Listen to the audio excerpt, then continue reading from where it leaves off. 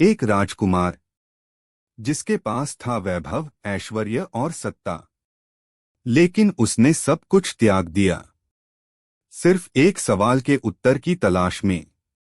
दुख क्यों है और इससे मुक्ति कैसे मिले? यही राजकुमार आगे चलकर कहलाया महात्मा बुद्ध। उन्होंने न केवल स्वयं के लिए सत्य को जाना, बल्कि पूरी दुनिया को दिखाया ज्ञान, ध्यान और करुणा का मार्ग। आज से हम शुरू कर रहे हैं महात्मा बुद्ध की संपूर्ण गाथा, एक ऐसी कहानी जो बदल देगी आपका नजरिया, आपकी सोच और शायद आपका जीवन भी।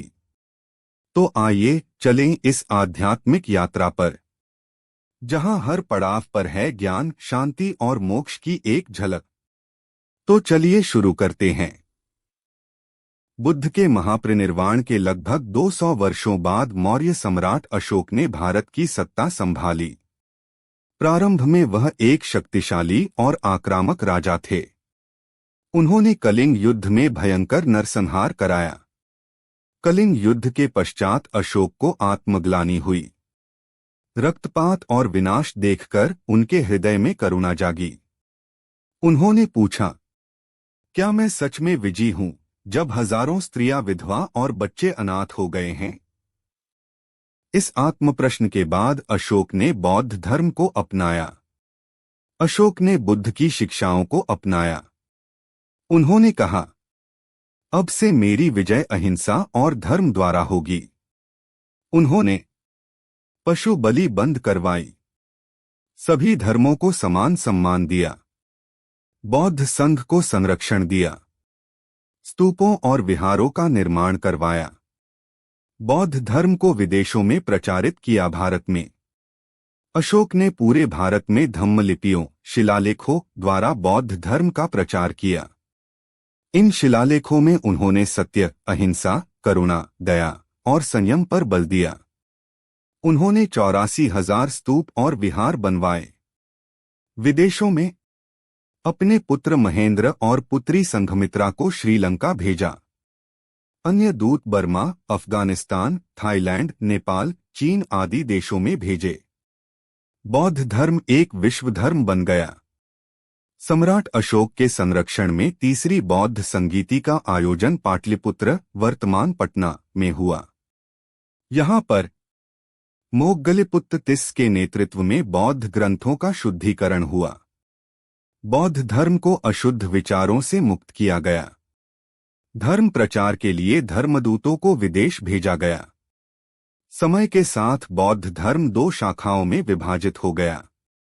एक हीनयान थेरावडा, अर्थ छोटा वाहन, मूल बुद्ध की शिक्षाओं पर आधारित, ध्यान, संयम और मोक्ष पर बल, आत्म उद्धार को सर्वोच्च माना गया। प्रमुख क्षेत्र Sri Lanka, Burma, Thailand, Cambodia.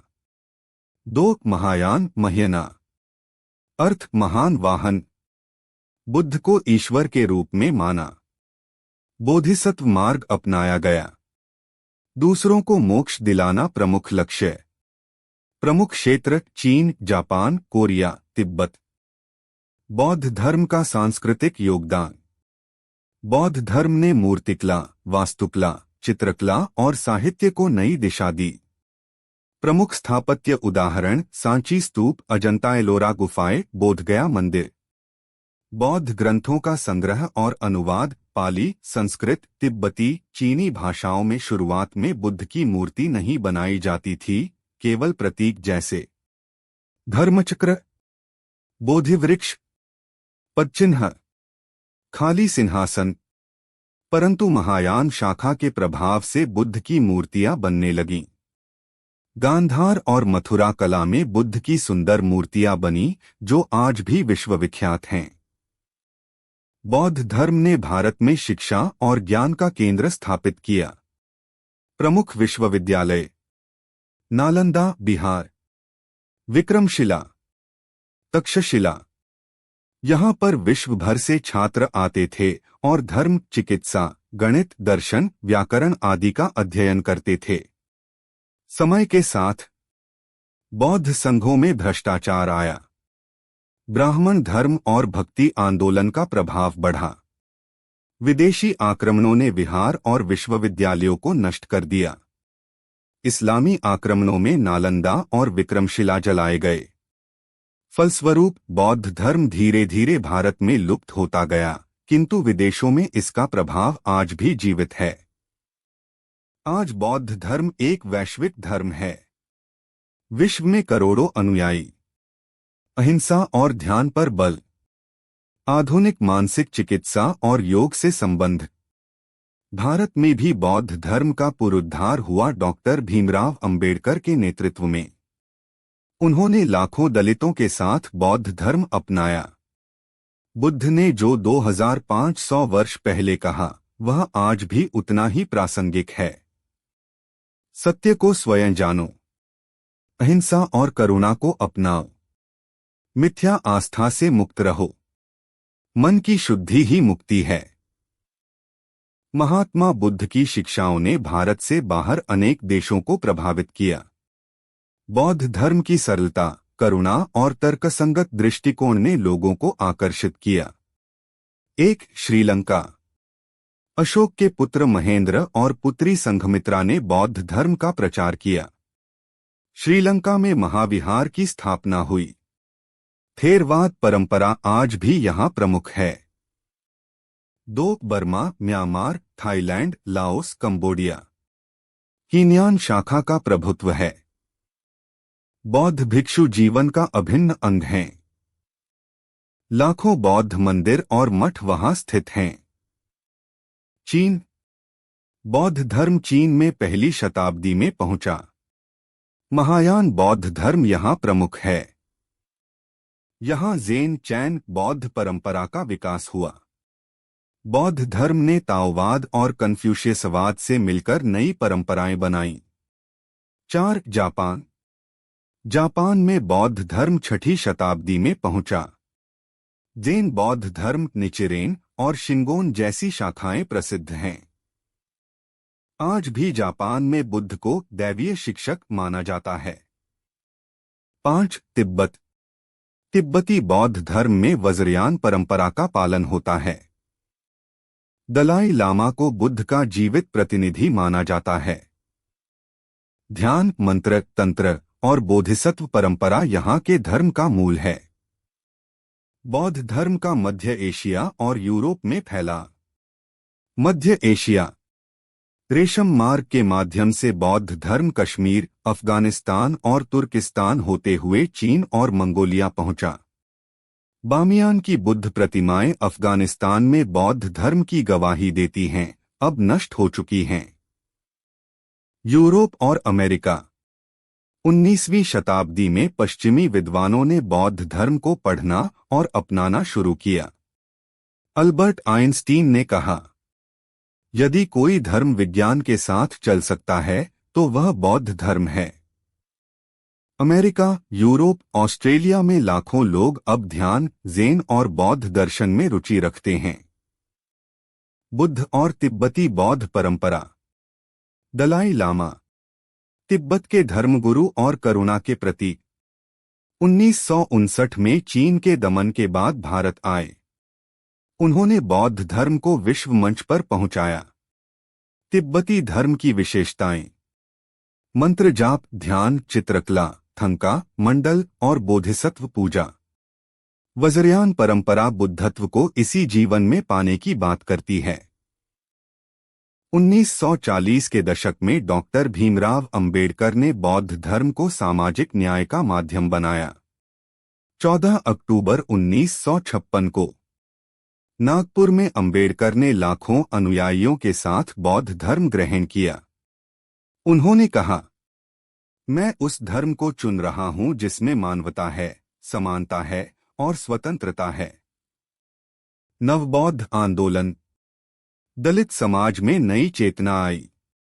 Maharashtra, Madhya Pradesh, Uttar Pradesh में बौद्ध धर्म को व्यापक रूप मिला।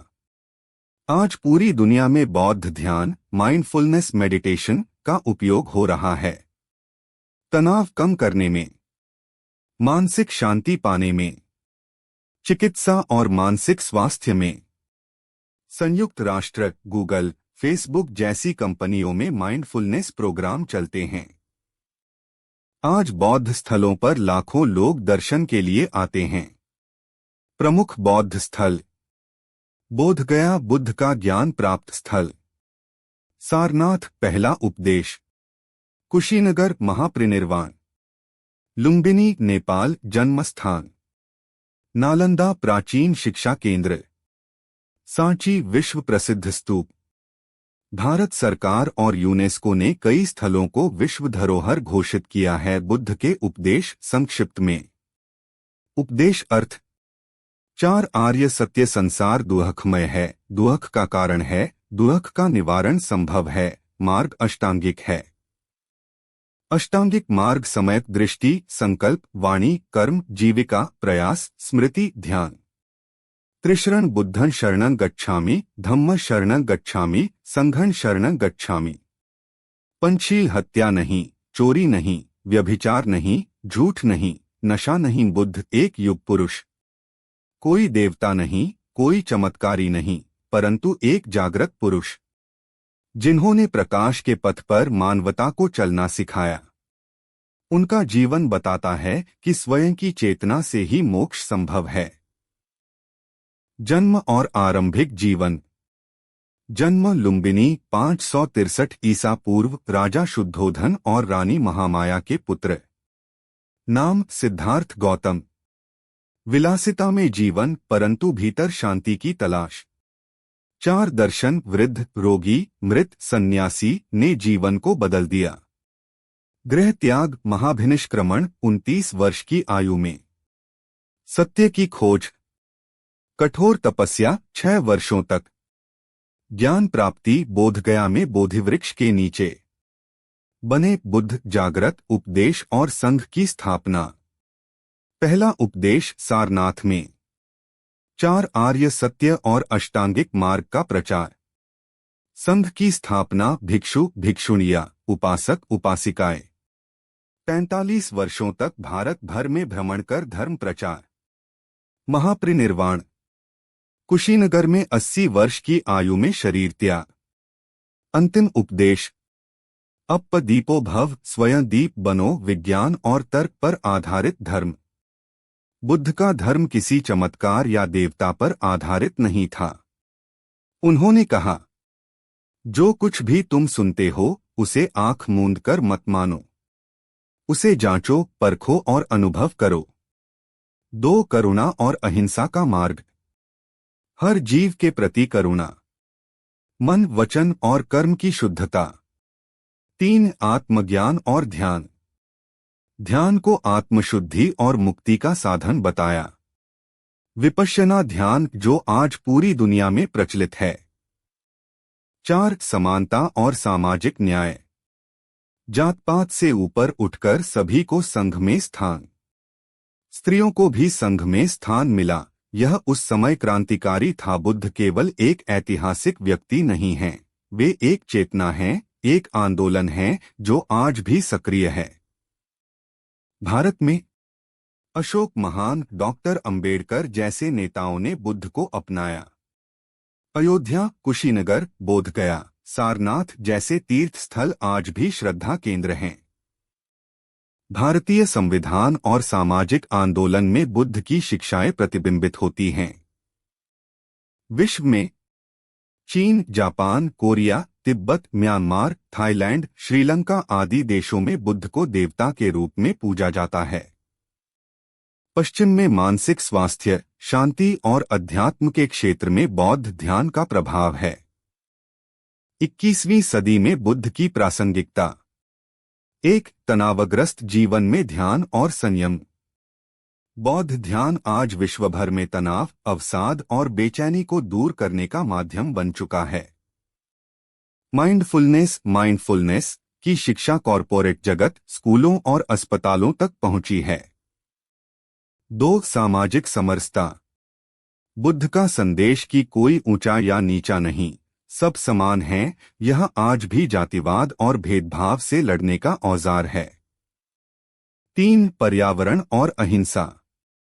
बुद्ध ने पेड़ों, पशुओं और प्रकृति के प्रति करुणा की शिक्षा दी, आज यह संदेश और भी महत्वपूर्ण हो गया है। बुद्ध ने जो कहा वह केवल उपदेश नहीं था, वह स्वयं उनके जीवन में था।